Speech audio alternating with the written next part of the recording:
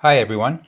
Today I have the second one of Mark's 3 QuadraFire brand pellet stove controllers that he sent to me for repairs. This one also had chatter ring relays and it had a bit of a temperature control issue, so I wound up replacing an integrated circuit and a filter capacitor. I also took the time to note a few things on the controller. One is that the green light, which is on the side over here, comes on at 280 degrees Fahrenheit. The red light comes on at 1320 degrees Fahrenheit. And I've also tested the Igniter timer, which is set at about 11 or 12 minutes. It checks out correctly. So we're not going to go through that on this video, but just know that I've tested it and it works fine. So I'm about to turn on the tester here, and when I do that, I expect 3 of my 4 lights to come on. One is for the igniter, it'll come on, the combustion blower will come on, and the auger will come on. The convection room fan will not come on because on the QuadraFire stoves, this is controlled by a thermostatic switch inside the stove, so I don't have that on my tester. There's no point in me having that.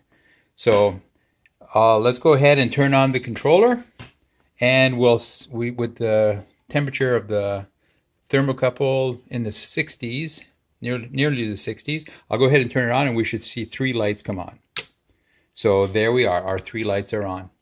We're at room temperature basically, and let's go ahead and turn the controller around so we can look at the lights to make sure they come on when I expect them to. Since they're very small, I'll kind of sort of zoom in. There they are. We've got the green one on this side and the red one over here. So I'll go ahead and turn up the temperature, and as we reach the set points that I've noted on the cover, there it is, there's a green light. It comes on, and that does not affect any of my lights in the background, by the way. So let me zoom out. There's a green light, nothing happens. So I'll increase the temperature, and eventually the red light will come on, and when we do, we'll notice that the igniter light will go off. So that'll mean that the fire is at roaring temperature and there's no need to have the igniter on anymore. I'm slowly increasing. There it is. So as I back off, go back and forth, we see the igniter light come on and off, opposite the red light. So as I back down the temperature, back to where the green light is not on, which is what I'm doing right now, slowly.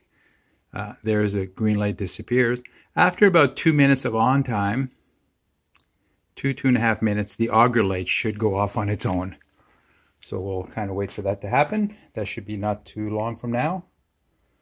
And once that does, that's the final test for this controller, and it'll say that everything's good with it. So I'll go ahead and turn this back around.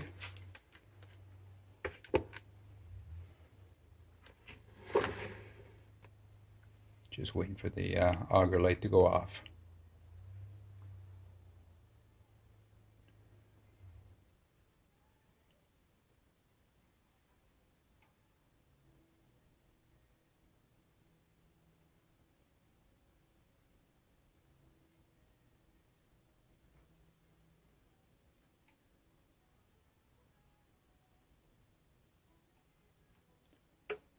There it is. It took a little while, but the light finally did go off. So that to me says that this controller is fully functional, operating correctly, and it's ready to return to Mark.